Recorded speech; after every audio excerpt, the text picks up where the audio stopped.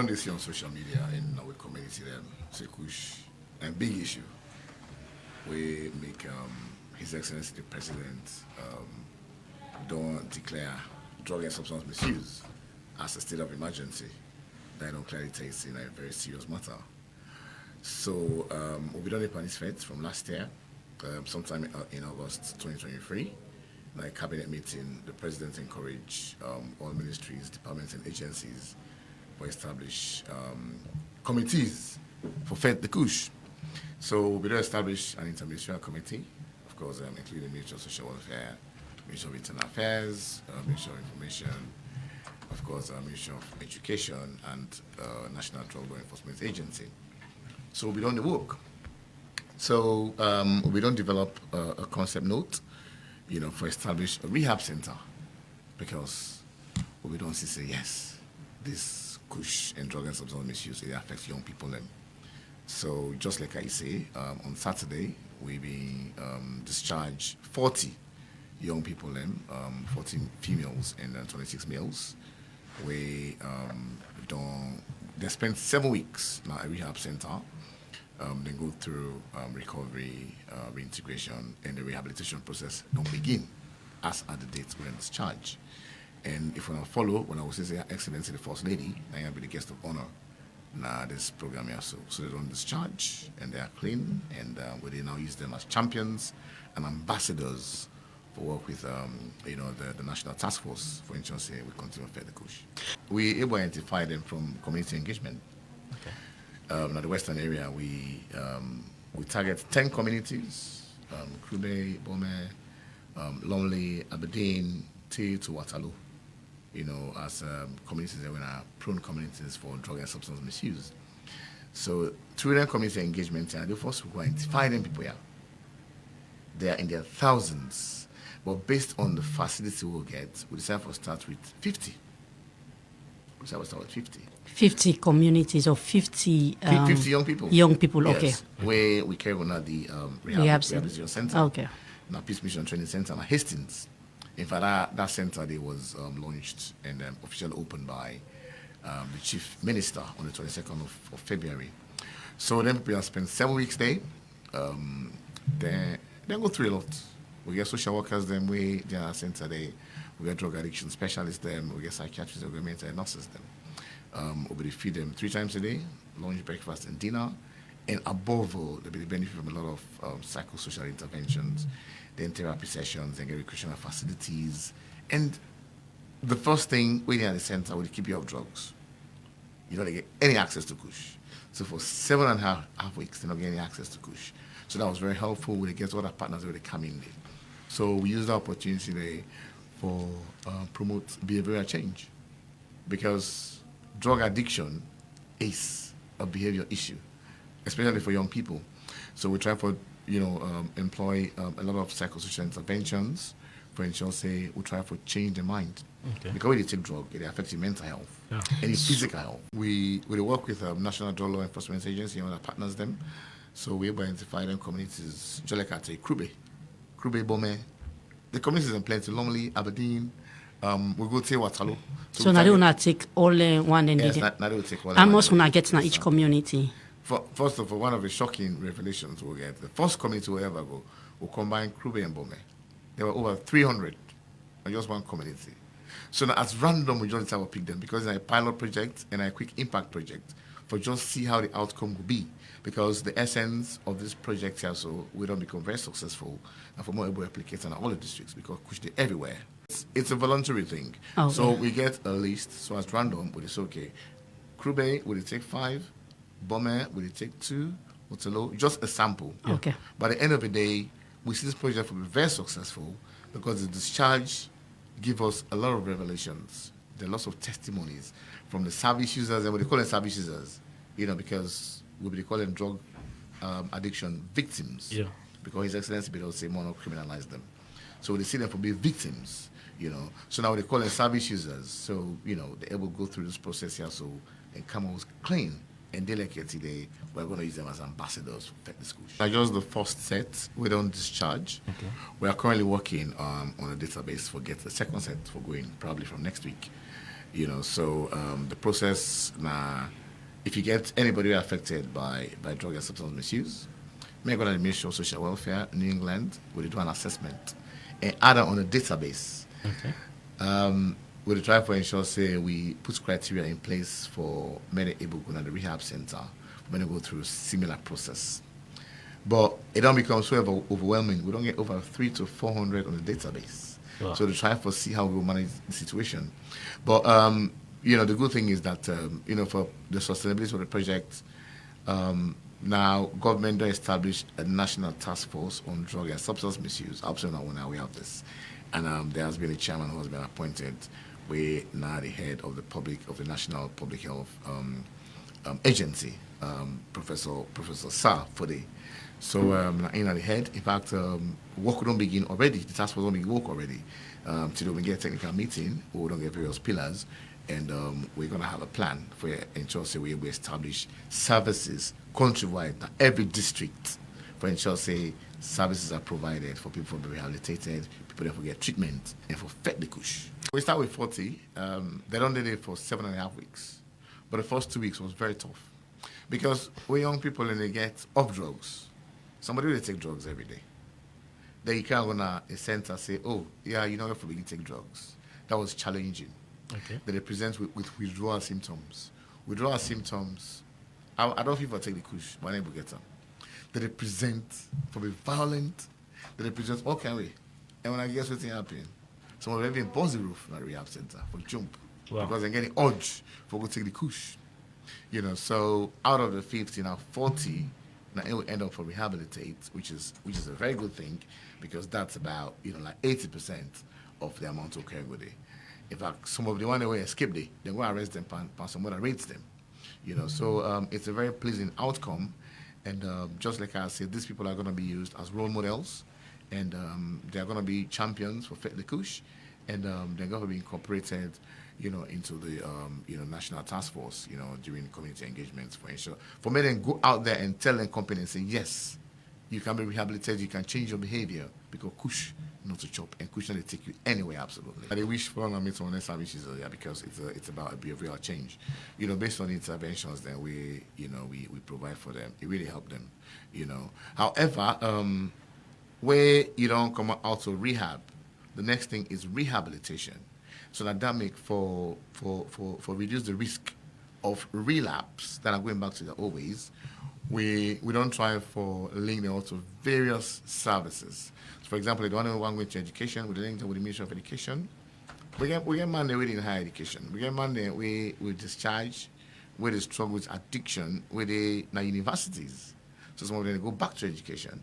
We get some money going to skills training. We don't link them up with various services, like the Ministry of Higher Education. Okay. We get some people that want to go into different kinds of things. We don't link them with the Ministry of Youth because now a multi-sectoral approach, now a multi-agency approach. So every sector, every ministry get a role for play. We even get some money that want to go into driving. We don't link them with the Ministry of Youth. So there are lots of opportunities where the Ministry of Youth get for engage them into. So we're going to engage them meaningfully so that they go able to contribute to national development, because just like one of them say an idle mind is a devil's workshop, so they're going to be fully engaged. Kush victims, most of them are troublesome people. Somebody thief and their family owes them, somebody don't go wayward. In fact, one of the testimonies they will get from one of the parents, the mama already disown Imbobo for let it discover say it's in a rehab center. So we're very thankful for the government because we don't disown the people. So when you don't see how they don't transform in life, it come out very clearly and tell you one of the testimonies say, I don't disown this people, but I'm really, really glad the role where government don't play, So that happened to lots of them. So apart from the families, some when they get issues in the communities, somewhere, some being get for resort to commercial sex, that make even, some of them where we do health screening, they had, very, very, very serious issues. But I don't want to go into all of that, because they're not changed people that don't clean up and want to use them as ambassadors, for see how okay, we'll affect the school share. So yes, we can get, of course, a discharge kit, because with them in the end now, they will eat 3 times a day, lunch, breakfast, and dinner. In fact, So my way it don't go back now. I was like, remember I say, hey, come on, this kind of opportunity I've been getting na rehab center and able to get some more. So, for the initial days, at least, we make some small package for them. Give them some personal care kits, like then soap, toothpaste, some of the women and get some dignity kits, like sanitary pads. We even give them a bag of rice each, but we're not giving them physical money. Then added to that, during the assessment, what we do, we identify all of their skills, then in families them. We give them their startup kits and they. But the key thing is the one that will get potential, one going to education, we identify the various skills them. One with technical, vocational education, the one that we want to go, at MBSS level, we will allocate them all, to various ministries. And I make I say it's an interministerial approach. So we work closely with the Ministry of Education, Ministry of Youth, Okay. even Ministry of Defense, because the rehabilitation center now the Peace Mission Training Center, we're now a military base. So Ministry of Defense has to play a key role. In fact, there's some of them they say we get interest for going to the military, so we don't get in details. So they want going to construction, so they want for going to driving, so we don't get all our list, all our database they will share with the Ministry of Youth. And there are lots of opportunities. For example, at the ceremony, the Deputy Minister of Youth, even talked about a livelihood project when a keke riding for young people. We can one of the tests. Then discharge Saturday. We invited all to dinner at the ministry. Almost they all come. That was very impressive. Which shows they are willing to work with us. And we should not get for slack them. So I make, they get for the come very frequently at the ministry, so that we will provide psychosocial services for them. In fact, Monday, they want to go into education. They already get appointments with the Ministry of Technical and Higher Education. The one way at college and university level, then the one way they at junior and senior secondary school, then get appointments with the Ministry of Basic Education. So they can begin work with them for getting details them for see how they can relocate them. So for now, there are protective factors around them, and we hope say, if not 100%, but a very good number will continue to maintain the standards we would already create for them. Yes, with the analyzed database we get currently for see how we can do screening for prioritize the list we'll get, because like I tell you, we'll get over 300 young people on our list there. So the initial assessment don't tell we say 92% in our school going kids them, young people them. Then around 30% also in our university students that we don't drop out as a result of Kush. So this is very alarming to we. So we try for do some screening for see the one that we'll prioritize, because we're not able to take them all at that center. They probably will try for see how cable take probably close to 200. But to be honest, the main target, because there are thousands and thousands of young people victims of Kush, where we need for rehabilitating in the country. So we target really now for see how we can replicate or how we can establish rehab centers at district level. So now, just like I mentioned, there has been a national task force established. So we work with a national task force currently. We're now looking at the bigger picture. Of course, this has not been just a pilot project, but the outcome don't prove to be very successful. Of course, the Hastings Rehab Center, is just a drop in the ocean compared to the thousands of young people that will need for rehabilitation in this country. Okay. Hastings now will accommodate over 200. And of course, Hastings is based in the rural area. So how about the urban side? There are thousands of young people there. And now free more. So now how about the regions? So we'll look at the bigger picture, because they need a massive in the regions. So we try for see how cable, respond, based on the president's INSEF declaration for provide services now each district in this country. Because no salon in this country Kush is everywhere, all sides, and young people are affected by this. So, because the National Task Force has been established, we're not part of the architecture. There are 5 pillars, and the ministry the lead on the social services pillar, where you get for those rehabilitation and reintegration. So, in fact, today, just like I've been telling, we'll get a technical meeting, and the agencies where fully the various pillars have been established. So we look forward to how they work with the National Task Force for established rehab centers all over the country. As I speak currently, we start the out on the field, in the various regions. They do the assessment for able to identify, areas or locations where we will establish rehab centers because they are required. We get psychiatrists that we will work with. We get mental nurses. Then we get a full medical team. We also get addiction specialists them, Okay. where they provide medical treatment, for victims of this poisonous substance. Because to be honest, Kush, if young people don't know what the Kush made of, they're not going to take them. Now that make it the same, they pull them big pen down, then they get them swell foot, their organs, all the damage the immune system, because now poisonous substances young people they take. So part of the awareness now for let young people know the poisonous substances within inside Kush. How you can use mosquito spray as a substance. How you can use dangerous tin, diamond bone. You don't go pull diamond bone. Yeah. Because of the chemical that they use for keep them bodies in there. How you go use? In fact, yesterday we just hear you say, some inmates in dying at Poloko Correctional Center. 3 inmates in dying at Poloko Correctional Center, and 5 admitted because drug entered the Poloko Correctional Center. And when they do initial tests, then they understand say some substance inside battery. Wow. Battery. Now they use for combating drugs in there. You get fentanyl within the use. You get different kind of dangerous chemicals. That many young people in the die. So these are the reasons, and I made the awareness raising. It really gave a focus on, letting young people understand, say, Kush is so synthetic and a poisonous substance. Would they even understand, say, of course, the mix of tramadol, one of the mildest one day. But we remember, say, you get, some Kush there when they refer to as Jagaban.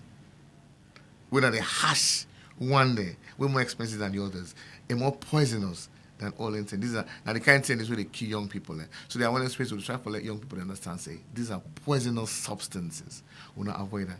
And Kush is so addictive. Once you don't take on one thing, that's a big problem. It's like addiction is a disease. It's like a hole.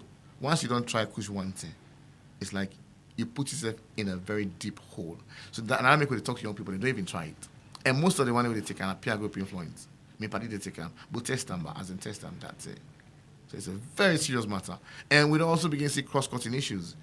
Drug and substance misuse, like child protection issue. We don't see belly women them, and communities, addicts. You get belly addicts. As you born the Pekin are already an addict. When I don't see on social media where a young child they present with withdrawal symptoms, because the child is an addict. It isn't a man belly for 9 months, my man an addict. So obviously because an addict. So these are very serious issues. We work with at interministerial level. You get other ministries like Ministry of Gender and Children's Affairs, where they address the issues in there. You get the Children's Commission where they address the issues in there. We also get other partners where they provide services in there. But to be honest, now a very complex issue, and we need more and more services. We even get people that get disabilities when they addict them. Of course, the complexity also is that we don't get information. Say some people don't get disabilities, then they sell Kush, and some are addicts. So don't begin present, they present themselves, say they want for be rehabilitated, they don't tie with this kind of thing.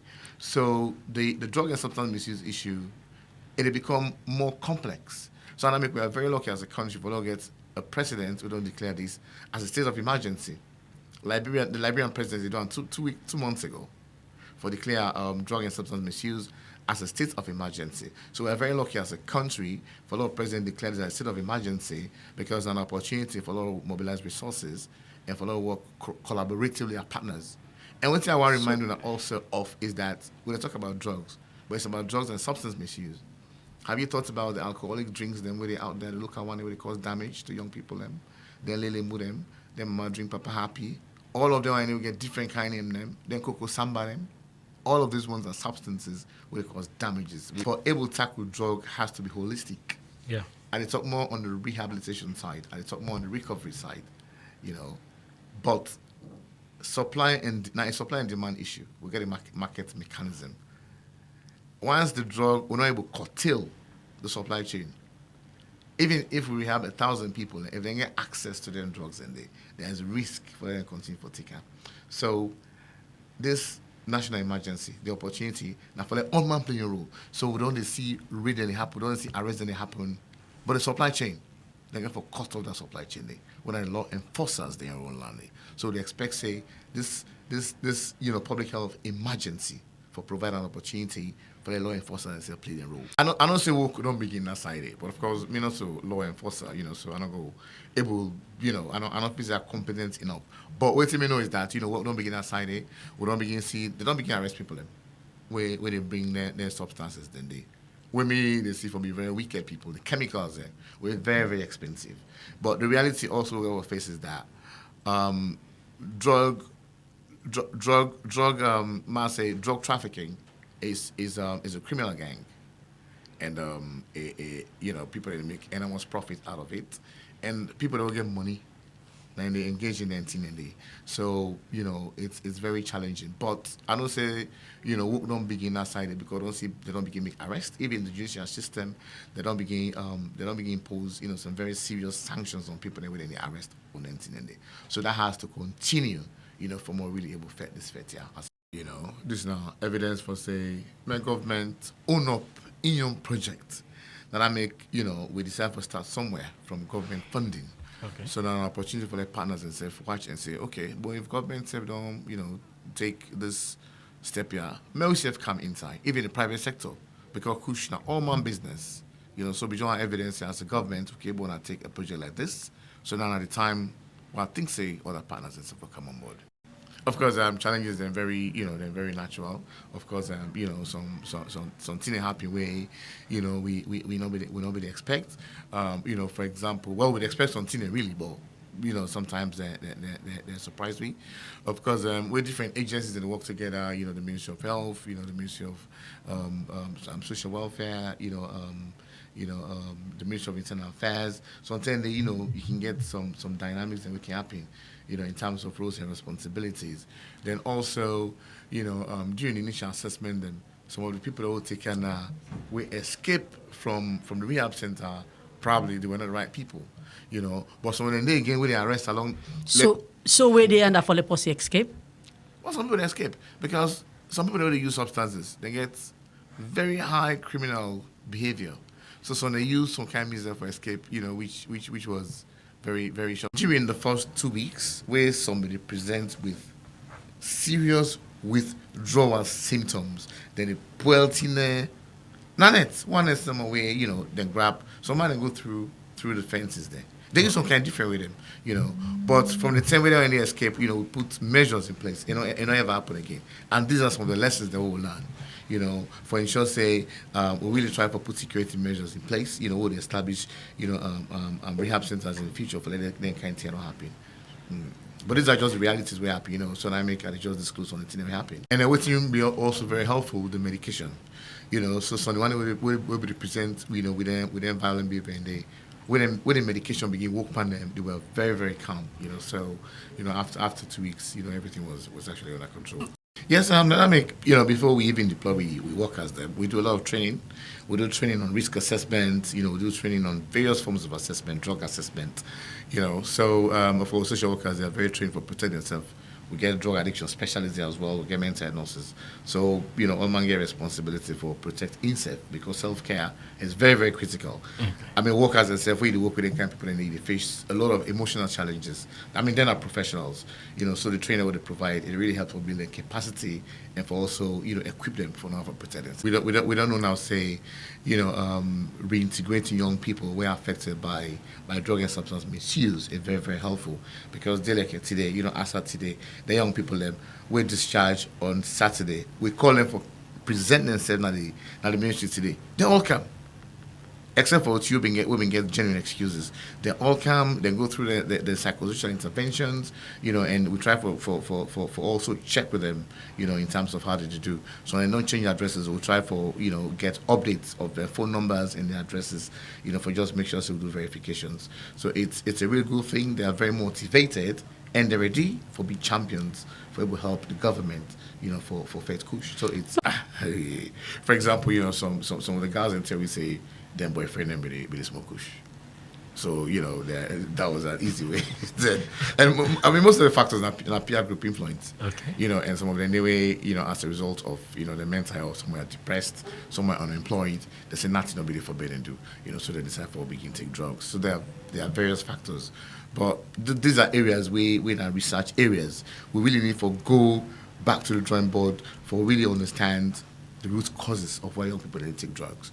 And some, social and cultural factors responsible, issues around unemployment, urbanization. Plenty of young people don't come up, apply, don't come fit. it's overcrowded. There are no, we don't get adequate social amenities. So someone just there out there. So you don't get active for it. So the best thing now for take the drug. So these are some of the reasons. The first thing I'll go on for, talk to young people then, because now they're really affected by, this drug and substance misuse. Meaning just keep off drugs not to chop.